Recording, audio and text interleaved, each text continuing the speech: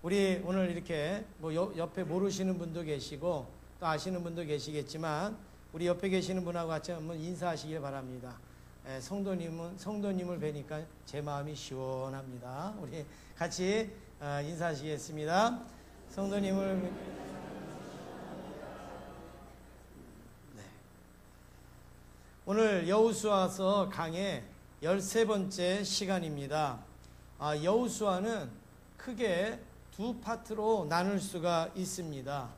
24장까지 되어져 있는데요. 1장부터 12장까지는 전반부라고 해서 산에 이렇게 오르는 그런 과정과 같은 내용이 있고, 그리고 13장부터 24장까지는 이제 후반부라고 하여서 정상에서부터 이제 내려오는 그 과정을 표현하고 있다, 이렇게 말할 수가 있습니다. 우리가 산에 오를 때 보면 오를 때는 그 주변의 상황이 잘 안 보여요. 파악이 잘 안 돼요. 뭐 나무가 있구나, 물이 있구나, 뭐 돌이 있구나, 이 정도지 전체적인 어떤 윤곽이 우리에게 들어오지 않습니다. 그런데 정상에 오르게 되어지면 한눈에 우리의 그 산을 알 수가 있게 되어지고 그 만족감을 우리가 얻을 수 있습니다. 올라갈 때는 피곤합니다. 올라갈 때는 힘듭니다. 올라갈 때는 다리가 아파요. 그러나 정상에 가면 그 아팠던 다리, 그 힘들었던 게 싹 사라지고 그 만족감과 그 기쁨이 우리에게 넘치게 되는 것을 알 수가 있습니다. 그렇습니다. 오늘 이 여호수아서 13장의 말씀이 바로 이와 같은 내용의 말씀입니다. 여호수아서 1장서부터 가나안에 와서 막 싸우고 여리고성을 무너뜨리고 막 이런 과정 속에서 여호수아는 정신없이 살았어요. 그래서 정말 이게 잘하는 건지 못하는 건지 모르게 지냈어요. 그런데 이제 13장에 와서 어느 정도 가나안이라는 이 정상에 와서 보니까 거기에서 누가 보이는가 하면 하나님이 보이게 되어졌습니다. 그래서 그 전에 만났던 하나님하고 또 다른 하나님, 정상에서 만나는 그 하나님을 오늘 우리에게 소개하고 있습니다. 오늘 첫 번째로 하나님의 메시지를 우리에게 말씀하고 있습니다. 오늘 1절 말씀을 다시 한번 읽으시기를 원합니다. 1절 같이 읽습니다. 여호수아가 나이가 많아 늙음에 여호와께서 그에게 이르시되 너는 나이가 많아 늙었고 얻을 땅이 매우 많이 남아 있도다. 네, 지금 여호수아가 몇 세에 죽었는가 하면 110세에 죽게 됩니다. 그런데 지금 오늘 이 본문의 이 말씀은 나이가 어느 정도였냐면 한 90세 정도 되어졌고, 그리고 기력이 지금 많이 쇠약해져 있는 그런 가운데에 있습니다. 그래서 오늘 말씀에 보니까 여호수아가 뭐가 많아요? 나이가 많았고 그 다음에 뭐 했어요? 늙었어요. 그래서 그럼에도 불구하고 이 여호수아에게는 또 어떤 일이 있냐면 얻을 땅이 아직도 많이 남아있다, 이렇게 말씀을 하고 있습니다. 여러분, 이 말씀에서 우리가 느껴지는 게 어떤 내용입니까? 이제 이스라엘 백성들은 큰일 났다. 얻을 땅이 아직도 많이 남아있는데, 정복해야 될 땅이 아직도 많이 남아있는데 누구는 늙었어요? 여호수아는 늙었어요. 그리고 여호수아는 노쇠했어요. 그러니까 이제 어떡하지? 이렇게 이 말씀이 들릴 수도 있는 거죠. 그렇죠? 지금 여호수아가 가나안 정복을 지금 다 이끌어 왔는데 이제 여호수아는 지금 이제 노쇠했어요. 이제 죽을 날이 얼마 남지 않았어요. 그런데 아직도 얻을 땅은 많이 남아 있어요. 그러니까 이 말씀이 어떡하지? 이런 마음으로 우리에게 들려올 수가 있습니다. 그러나 전체적인 문맥, 정상에서 이 문맥을 바라보면 전혀 그런 의미가 아닙니다. 그런 내용하고는 아주 다른 것을 알 수가 있는데요. 우리 뒤에 가보면 6절 말씀을 여러분 한번 같이 읽겠습니다.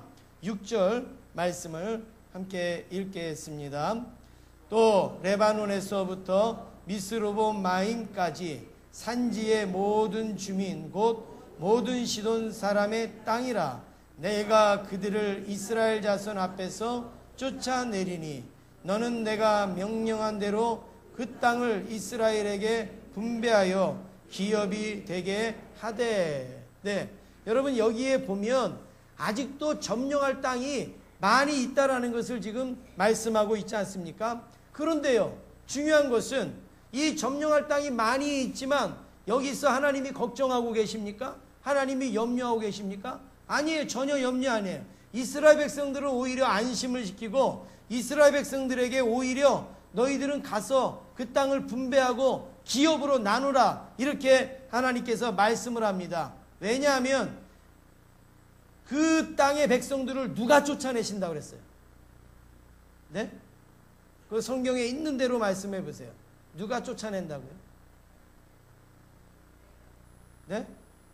내가 그랬잖아요. 그렇죠? 내가 그들을 쫓아내리니 그랬어요. 여기서 말씀한 여호수아에게 말씀하시는 내가가 누구예요?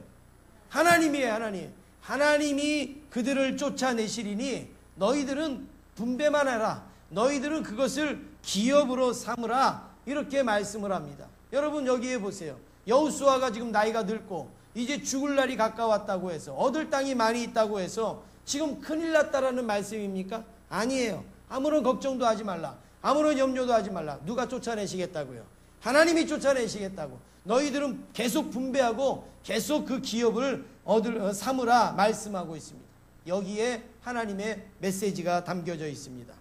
하나님의 백성의 삶은 우리가 붙들고 우리가 애써서 되는 것이 아니라 하나님께서 하시기 때문에 우리가 되어진다라는 것을 말씀하고 있습니다. 정상에 올라가는 과정에서는 모세밖에 안 보여요. 정상에 올라가는 과정에서는 여호수아밖에 안 보여요.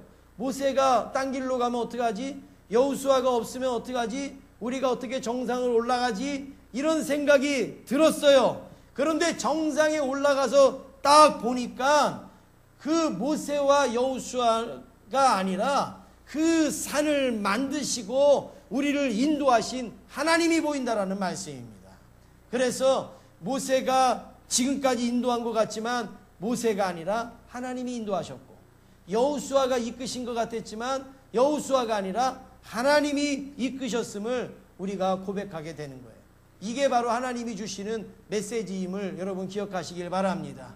내가 수고할 때는 나밖에 안 보여요. 내가 노력할 때는 우리밖에는 안 보여요. 그런데 정상에 올라가 보면 하나님이 주신 그 은혜를 우리가 맛보게 되어지면 거기에서는 누가 보이냐? 나도 안 보이고 하나님뿐이 우리에게는 보일 뿐이 없는 줄로 믿습니다. 그래서 오늘 1절의 말씀의 메시지는 이렇게 다시금 해석할 수가 있어요. 이렇게 다시 구성할 수 있습니다. 비록 여호수아가 늙고 그리고 갈 날이 가까웠다고 하지만, 그리고 남은 땅이 아직도 많이 남아있지만 너희들은 아무 걱정도 하지 말라. 지금까지 그랬던 것처럼 남아있는 땅도 누가 정복하시겠다고요? 하나님께서 정복하시겠다. 하나님께서 쫓아내시겠다. 너희들은 여전히 분배하고 여전히 그것을 기업으로 얻을지라 하나님께서 이런 말씀을 하고 계시는 겁니다. 그러니까 여호수아가 죽었다고 큰일 났다라는 거 아니에요. 여호수아가 이제 쇠작했다고 이제 이스라엘은 어떻게 하느냐, 그게 아니라 여호수아가 죽지만 얻을 땅이 많이 남아있지만 그 일을 하나님이 예전에 하셨던 것처럼 계속 지금도 행하실 것이라는 것을 지금 말씀하고 있다는 사실입니다. 두 번째로 살펴볼 때, 그렇기 때문에 하나님께만 집중하라고 말씀합니다. 누구에게 집중하라고요? 하나님께 집중하라고. 여러분, 모세도 지나갔어요. 이제 여호수아도 지나갈 겁니다. 그리고 여러분, 또 이 제자교회 저도 이제 언젠가는 이제 지나갈 겁니다. 사람은 다 지나가게 되어져 있습니다. 그러므로 우리는 그 자리에 머물려고 하는 게 아니라 우리는 하나님이 나를 사용하실 때 내가 쓰여질 수 있는 준비만 하면 되는 거예요. 준비만 하면. 그러면 내가 쓰여지는 그 기간에 하나님 앞에 쓰여지면 우리는 만족한 것이지, 나 없으면 안 되는 것 같고 내가 아니면 큰일 날 것 같은 그런 마음으로는 하나님 앞에 결코 쓰임을 받을 수가 없다라는 사실입니다. 다 지나가는 거예요. 다 아쉬움은 있고 섭섭함은 있지만 다 지나가는 겁니다. 제가 엊그저께 6월 6일 날 충성제일교회 이제 우리 매년마다 충성에 방문을 해서 다녀오는데 이번에는 저 성도님들하고 제가 같이 가지를 않았습니다. 5월 달에 행사가 너무 많아서 또 너무 또 힘드실 것 같아서 이제 그렇게 했습니다. 그래서 제가 이제 갔는데 거기에 보면 제 그 고참 중에 이제 한 분이 35회 방문을 했는데 한 번인가 빠지고 다 참석하신 분이 두 분이 계세요. 그래서 이번에 가서 이제 공로패를 드리고 그렇게 했는데 그 중에 한 분이 장로님이신데 그 장로님이 그 김포에 있는 아주 그 큰 교회의 장로님이십니다. 교회 장로님이 14분 계시고 여러분 이름만 되면 아실 만한 그런 교회고 그런데 그 교회 지금 목사님이 한 10여 년 목회를 하셨는데 얼마나 이렇게 그 부흥이 많이 되어지고 그 목사님이 우리나라의 이제 차세대 목회자다 해서 이제 한참 우리말로 뜨는 그런 목사님이세요. 아니면 이게 떴다고 해도 과언이 아닌 그런 분이신데 그분이 5개월 전에 갑자기 교회 사임을 했어요. 사임을 하고 나는 북한 선교하겠습니다. 이렇게 사임을 이제 했어요. 그래서 그 교회에서 이제 담임 목사님을 청빙하는 광고를 신문에도 내고 이렇게 해서 청빙 이제 이력서를 쫙 봤는데 그 장로님이 그 청빙위원회 위원장이에요, 위원장. 그러니까 그 장로님이 그 이력서를 다 정리해서 나중에 2-3개 이력서를 딱 당에다 내놓고 성도들하고 결정하면 끝나는 그런 위원장이신 분이 그 장로님이신데 그 장로님이 저를 이렇게 보자마자 그러는 거예요. 목사님, 왜 서류 안 냈어요? 그러는 거예요. 그래서 무슨 서류요? 광고 못 보셨어요? 그래서 무슨 광고요? 우리 교회 담임 목사 청빙하는 광고 못 보셨어요? 그래서 아니 보긴 봤는데 무슨 서류요? 그랬더니 170통이 서류가 들어왔대요. 담임 목사님 청빙하는데 170통 서류가 들어왔는데 이 장로님이 그 서류를 받으면서 권 목사님 없나? 이러고 계속 봤다는 거예요. 계속 권 목사님 서류가 안 들어오나 이렇게 봤다는 거예요. 그래서 그 장로님들은 일체 어떤 개인적인 어떤 부탁이나 개인적인 연관을 갖지 아니하고 청빙하기로 했기 때문에 뭐 누구한테 서류 놓으라 이런 연락도 못하는 그런 어떤 상황이어서 이 장로님은 계속 봤다는 거예요. 권 목사님이 서류를 넣나 안 넣나. 근데 안 들어온 거예요. 그래서 저한테 묻는 거예요. 목사님, 저희 교회 광고 못 보셨어요? 왜 서류 안 넣으셨어요? 그러는 거예요. 그래서 제가 이렇게 대답을 했습니다. 저는 저희 교회에서 재밌게 목회하고 있습니다. 그래서 저는 이력서 넣을 생각조차도 안 했습니다. 그랬더니 장로님이 그래요 목사님 목회 재밌게 하면 되죠. 뭐 이제 그렇게 말씀을 하셨습니다. 교회라는 공동체나 인생의 일은 어떤 사람이 있고 없고에 따라서 좌지우지 되는 거 아닙니다. 저분이 없으면 큰일 날 것 같지만 그분이 없으면 또 다른 사람을 하나님이 세워서 일하게 하시고 또 하나님께서는 그 일을 계속하게 하신다라는 것을 우리가 꼭 깨닫는 여러분 되기를 원합니다. 자꾸 우리는 사람에게 관심이 가요. 자꾸 우리는 사람을 집중해요. 자꾸 우리는 이 사람에게 비중을 둬요. 그런데 그게 아니라 우리는 하나님께 집중해야 되고 우리는 하나님을 바라봐야 돼요. 사람도 지나가고 환경도 지나가고 우리의 상황도 지나가지만 누구는 여전히 계시는가 하면 하나님은 여전히 계신다라는 사실입니다. 그래서 여호수아서 여러분 11장 15절을 한번 찾아보시기 바랍니다. 여호수아서 11장 15절.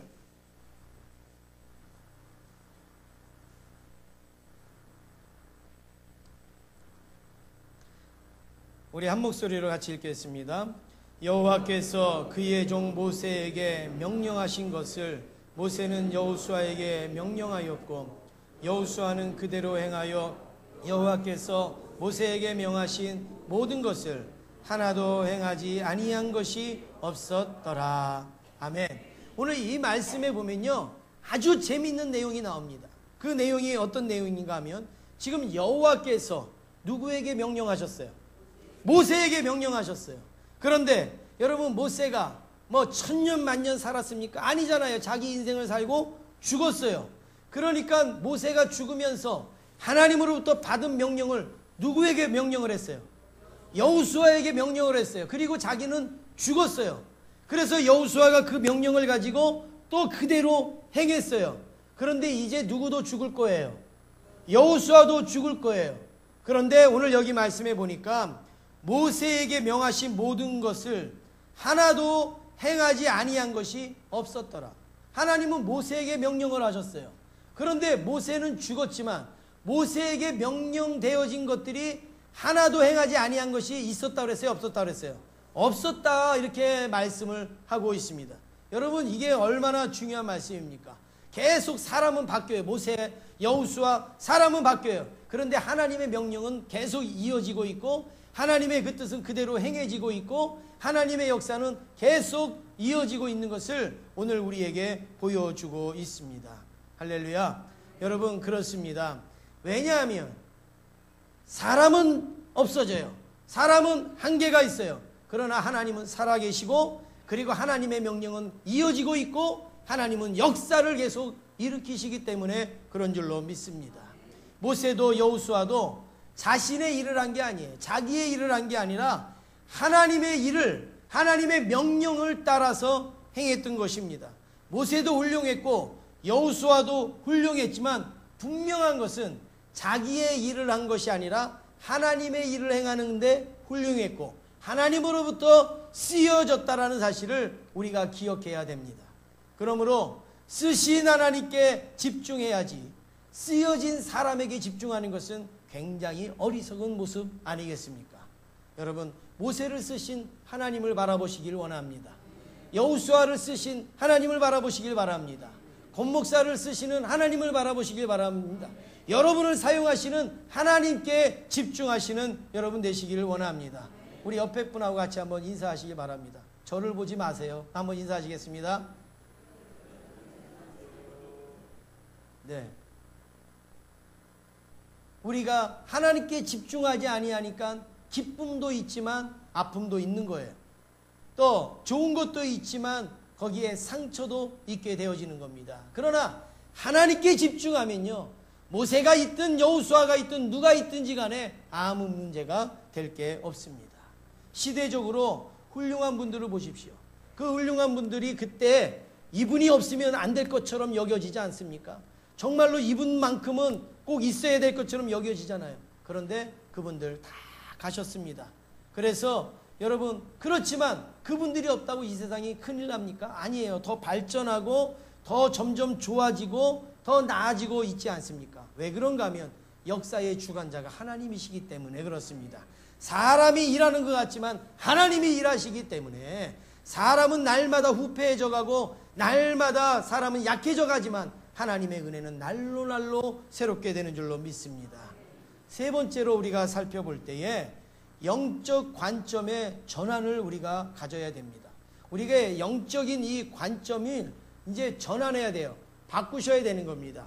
우리 요즘 텔레비전도 아날로그를 보다가 요즘 전부 다 무엇으로 전환합니까?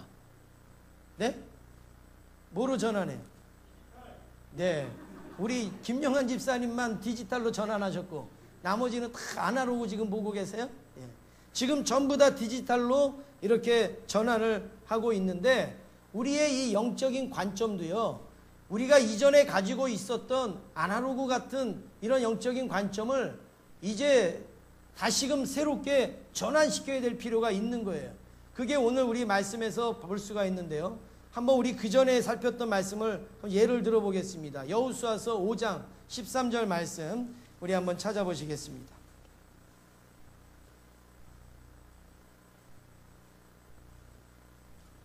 여호수아서 5장 13절 말씀, 네, 우리 한 목소리로 같이 읽겠습니다.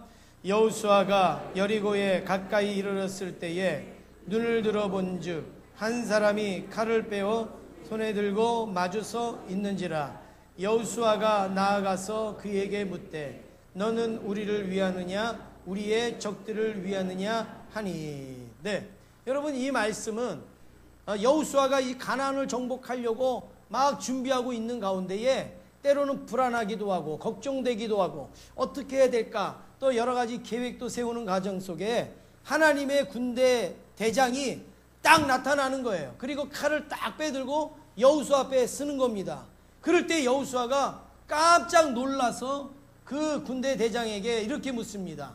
당신은 우리를 위하느냐 적들을 위하느냐 이렇게 묻습니다. 그 말의 내용은 뭐예요?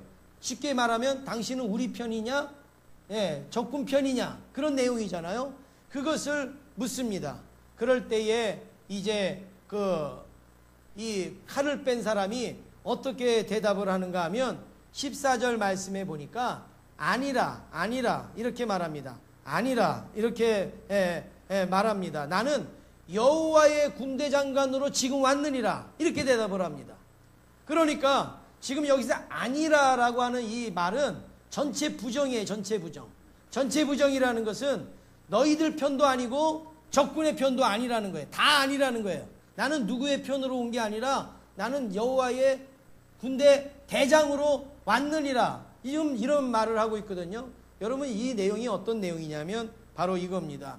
여호수아는 지금 가나안을 정복할 때에 지금 앞에 칼을 빼들고 선 사람이 어디에 관심이 있었냐면 우리 편인지 상대 편인지 적군 편인지 여기에 관심이 있었어요. 사람은 다 그래요. 사람은 누구를 만나든 무슨 일을 하든 순간적으로 딱 들어오는 마음이 무슨 마음이에요? 이 사람은 나에게 유익이 될 것인가? 아니면 나에게 해가 될 것인가? 내가 이 일을 하면 나한테 유익이 될 것인가? 나에게 해가 될 것인가? 그렇죠? 우리 사람은요 본능적으로 그렇게 되어지는 거예요. 음식을 딱 놓고도 이 음식을 먹으면 내가 건강할까? 아니면 내 몸에 나쁠까? 이런 어떤 것들을 순간적으로 우리가 생각하게 되어지죠. 그래서 여호수아가 우리 편입니까? 적군 편입니까? 말하는 거죠. 적군 편이라 그러면 싸울 태세고 우리 편이라 그러면 이제 힘을 얻을 그럴 태세로 묻고 있습니다. 그러나 하나님은 결코 그렇게 대답하지 않습니다.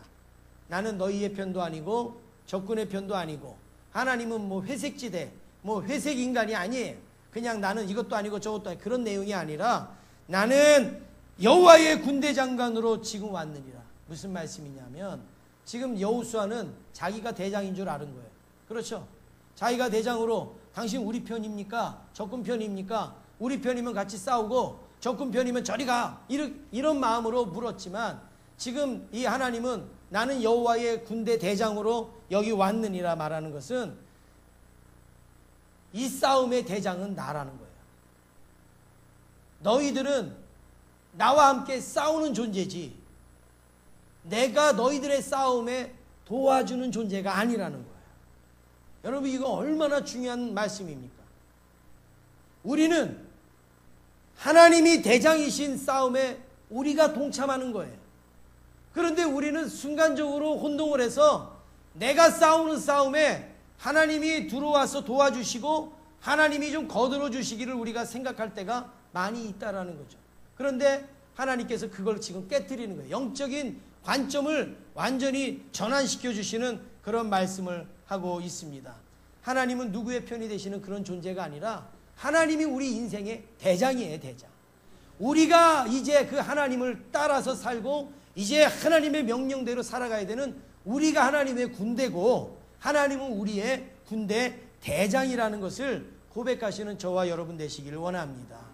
우리가 대장인 줄 알고 하나님이 우리를 도와줘야 된다고 생각하니까요 우리의 삶 속에 실망이 많은 거예요.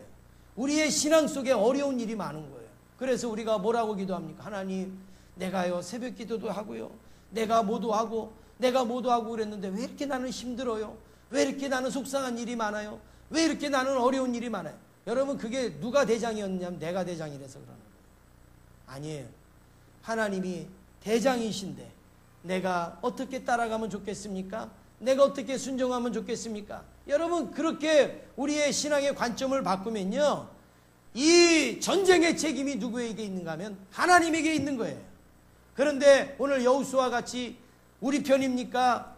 적군의 편입니까? 라고 고백하면 그 전쟁의 책임이 누구에게 있다고 생각하냐면 자기에게 있다고 생각하는 거거든요. 여러분 우리의 인생의 책임을 여러분이 질 수가 있어요? 제가 질 수가 있습니까? 아닙니다. 우리의 주인은 바로 하나님뿐인 줄로 믿습니다. 그래서 하나님이 대장으로 오시는 거예요. 대장. 너희들 떠들지 말라, 까불지 말라. 내가 대장으로 나가서 싸울 테니까 너희들은 순종하고 믿고 따라 나오라. 그렇게 말씀을 하고 있습니다. 어떤 아이가 숙제를 하는데 너무 숙제가 많고 힘드니까 막 이렇게 엄마한테 얘기합니다. 엄마 나 좀 도와줘. 나 숙제 좀 도와줘. 근데 엄마가 이렇게 대답합니다. 얘야, 오늘 엄마가 너무 바빠서 이제 너를 도와줄 수 없어. 네가 한번 스스로 해봐. 네가 한번 스스로 한번 좀 해봐. 그랬더니 아이가 화가 났어요. 예, 화가 난다. 화가 난다. 그래갖고 화가 났어요. 그래서 이 아이가 이렇게 얘기합니다. 엄마는 왜 아무것도 날 도와주지 않아? 엄마 맞아? 엄마가 날 낳았어? 엄마 맞아? 막 이러면서 막 대듭니다. 그때 엄마가 뭐라고 대답할까요? 나는 너 엄마 맞아. 내가 네 엄마야. 여러분, 이 말 속에는요 어떤 내용이 담겨 있습니까? 내가 지금까지 너 태어나서 먹고 입고 자고 싸고 하는 모든 것을 내가 다 책임지고 지금 왔는데 그거 숙제 하나 지금 안 도와준다고 해갖고 엄마 맞아 지금 너 그런 소리 너 할 자격이 있어? 지금 그 얘기 아닙니까? 내가 엄마잖아. 내가 엄마잖아. 엄마는요 다 책임지는 거예요. 그 아이의 모든 것을 다 책임지는 거예요. 근데 이 아이는요 그것도 모르고 숙제 하나 안 도와줬다고 해갖고 엄마 맞아 이런단 말이죠. 여러분, 우리도 하나님 앞에 이런 모습을 할 때가 많이 있지 않습니까? 하나님은 우리를 태초서부터 창조하셨고 그리고 구속하여 주셨고 하나님의 백성으로 우리를 삼아주시고 지금도 우리를 은혜 가운데 인도하여 주시는데 우리가 때로는 하나님께서 우리를 안 도와주시는 것처럼 생각하고 하나님께서 때로는 뭐 우리에게 관심이 없는 것처럼 생각하고 하나님 맞아요? 하나님 살아계신 거 맞아요? 우리가 이야기할 때가 있는 거예요. 그때 하나님께서 우리에게 뭐라고 말씀합니까?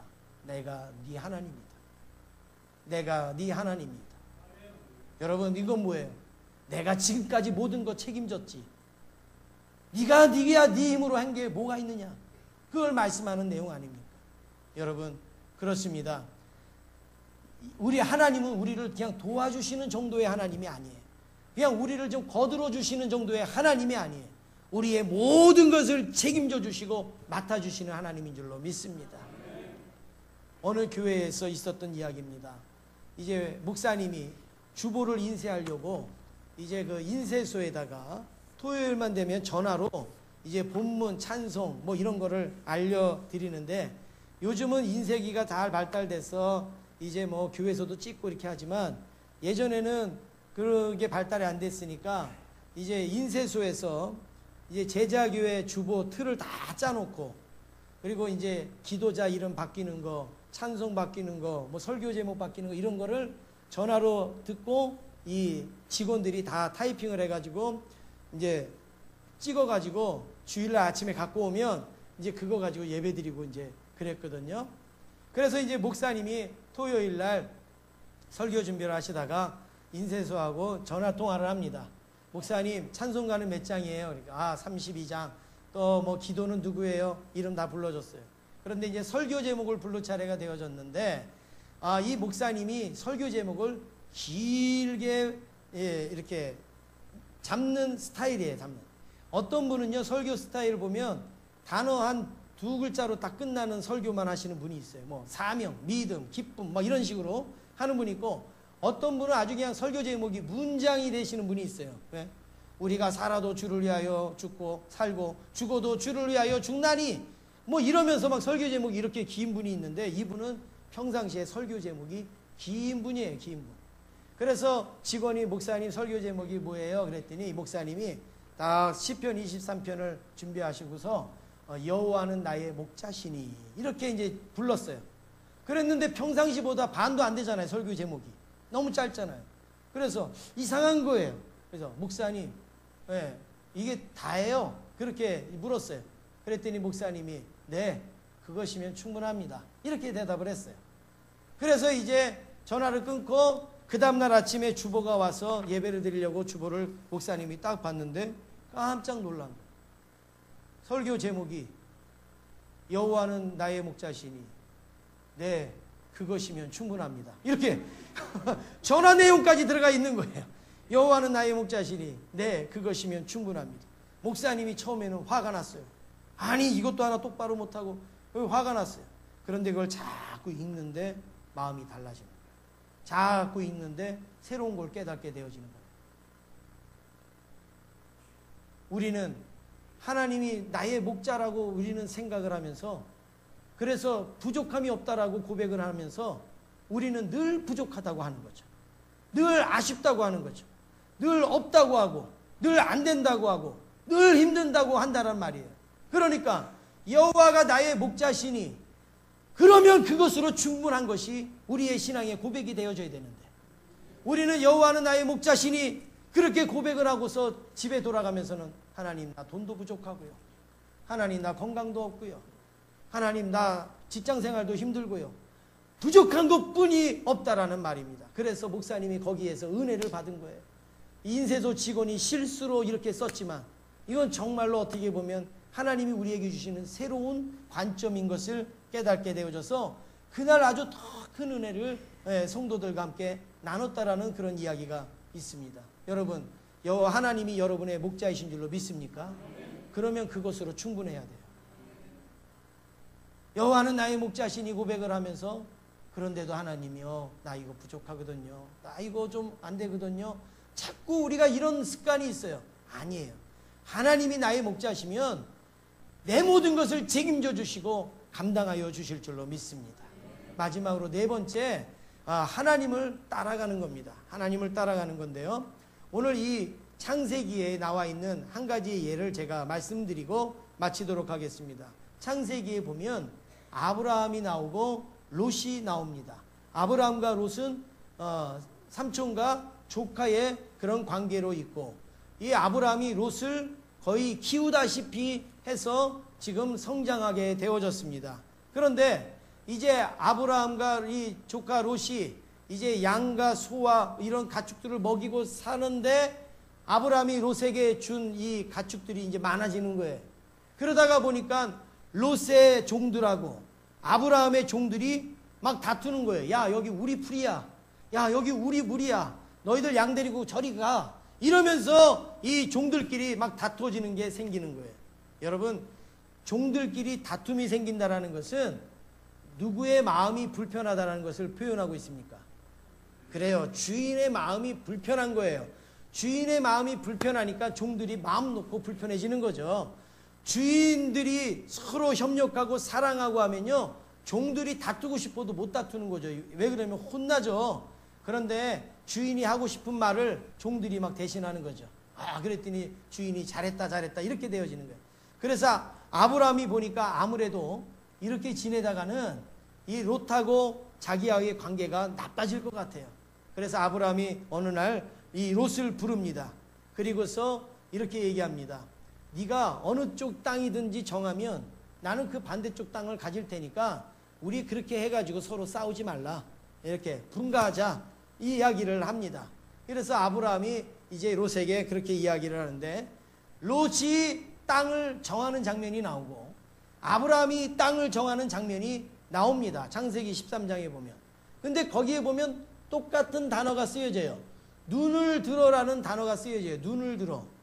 그런데 눈을 들어라는 단어가 쓰여지는데 롯이 사용하는 눈을 들어라는 단어가 다르고 아브라함이 사용하는 눈을 들어라는 단어가 다르다라는 것을 알 수가 있습니다. 마치 여러분하고 똑같아요. 딴 사람은 눈 감고 있으면 잔 거고, 나는 눈 감고 있으면 뭐 한 거예요? 생각한 거예요. 예. 딴 사람은 눈 감고 있으면 저 사람은 지금 자는 거예요. 예배 시간에 자는 거예요. 근데 나는 눈 감고 있으면 뭐 하는 거예요? 묵상하고 있는 거죠. 나는 생각하고 있는 거죠. 음미하고 있는 거죠. 우리 이 사람들이 다 자기 기준이 있기 때문에 그렇죠. 그래서 지금 눈을 들어라는 똑같은 단어를 썼는데 롯이 쓰는 단어하고 아브라함이 쓰는 단어가 다르다라는 거예요. 여러분 말씀을 한번 보겠습니다. 창세기 13장 10절 말씀.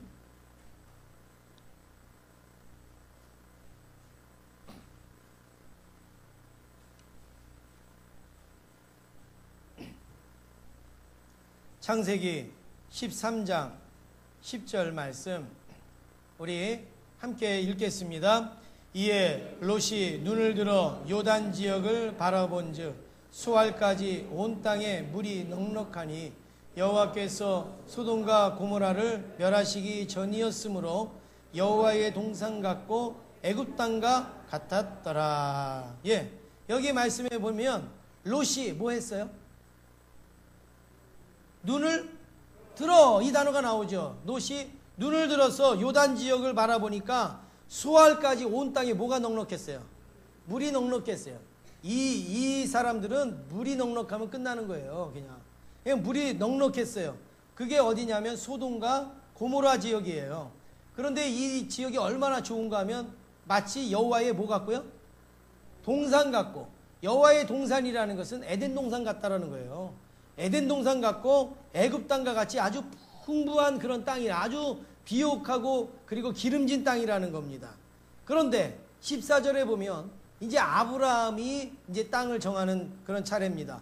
우리 14절 말씀 그 같이 읽겠습니다.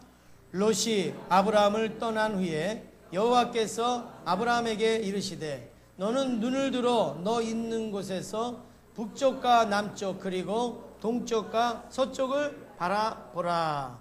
네, 여기에도 지금 무슨 단어가 나옵니까?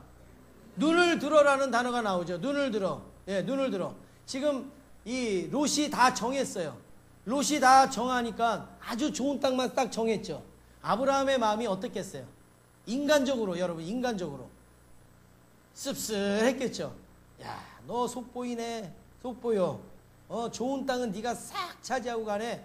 씁쓸했겠죠. 어떻게 보면 참 인생의 허무함을 느낄 수도 있었을지도 몰라. 내가 여태까지 너 키웠는데 너 진짜 그럴 수 있느냐, 이런 마음이 들 수도 있을 거예요.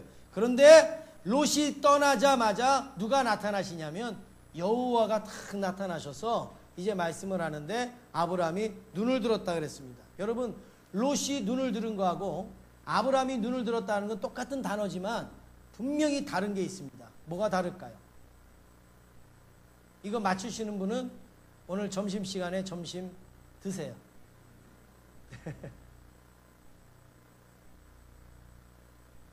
롯이 눈을 들은 거하고 아브라함이 눈을 들은 거하고는 다른 게 무엇이냐면 롯은 자기가 눈을 들었어요. 자기가 눈을 들어서 봤어요. 여기서 눈을 들었다는 의미는 뭐냐면 발 뒤꿈치를 이렇게 들고, 키가 작은 사람이 이렇게 안 보일 때 발 뒤꿈치를 들고 이렇게 쳐다보는 것처럼 하는 게 바로 눈을 든다라는 거예요. 발 뒤꿈치를 들고 자기에게 필요한 것이 무엇인가, 내 앞에 인생에 어떤 것이 유익할까라고 바라보는 거에 눈을 든다라는 얘기예요. 눈을 든다는 얘기예요. 그런데 롯이 눈을 들었을 때는 지금 누가 들었는가 하면 롯이 눈을 들었어요. 롯이. 그렇죠? 그런데 오늘 14절 말씀해 보니까 아브라함이 눈을 들은 거는 누가 들게 했어요? 예, 여호와께서. 하나님이 눈을 들어라 그랬어요. 하나님이 눈을 들어라. 너 눈을 들어서 봐라. 동쪽도 보고 북쪽도 보고 서쪽도 보고 눈을 들어서 보라, 이렇게 말씀하고 있습니다. 여러분, 여기에 큰 의미가 있는 거죠. 롯은요, 자기의 인생의 주체가 누구였냐면 자기예요. 자기가 눈을 들어서 보는 거예요. 그런데 아브라함은 인생의 주체가 누구냐면 하나님이에요. 하나님이 들어서 보라 그러니까 본 거예요. 본 거예요. 그런데 여러분 보세요. 아까 어느 땅이 더 좋은 땅이라고요? 롯의 땅이 훨씬 더 좋은 땅이에요. 100배나 좋은 땅이에요. 100배나 좋은 땅. 그러면 100배 이상의 결과를 우리가 얻을 수 있어야 되잖아요. 그런데 나중에 보면 롯은 소돔과 고모라 성이 멸망함으로 인하여서 어떻게 합니까? 완전히 빈털터리로, 완전히 거지와 같이 하나도 손에 쥔 거 없이 그냥 몸만 간신히 살아서 도망쳐 나오는 신세가 됩니다. 그러나 아브라함은 그 나머지 땅 가지고 거기서 지냈지만 아브라함은 복의 근원이 되어지고 그리고 열왕의 아버지가 되어지는 이런 축복의 이런 은혜를 아브라함이 누리게 되어집니다. 여러분, 여기에서 우리는 깨달아야 될 게 있어요. 그것은 인생의 주체가 내가 되어지면 롯과 같이 될 수 있는 거예요. 그러나 인생의 주체가 하나님이 되어진다 그러면 비록 처음은 실패한 것 같고 처음은 억울한 것 같고 씁쓸한 것 같고 속상한 것 같지만 하나님께서 책임져 주시고 그리고 100배나 더 갚아주시는 하나님인 줄로 믿습니다. 여러분, 그렇습니다. 내 주체로 살아갈 때는요, 내가 잘할 것 같지만 안 되는 거예요. 소돔과 고모라 성의 롯과 같은 모습밖에는 되지 않습니다. 그러나 하나님이 나의 인생의 주체가 되어지면 하나님께서 나를 책임져 주시고 복되게 하여 주실 줄로 믿습니다. 흔히 사람들은 내가 인생의 주체가 되어 살면 안전하다고 생각하지만 여러분, 그렇지 않은데요. 산에 올라가실 때, 등산을 할 때 똑같은 사람 두 사람이 이제 배낭을 메고 올라갑니다.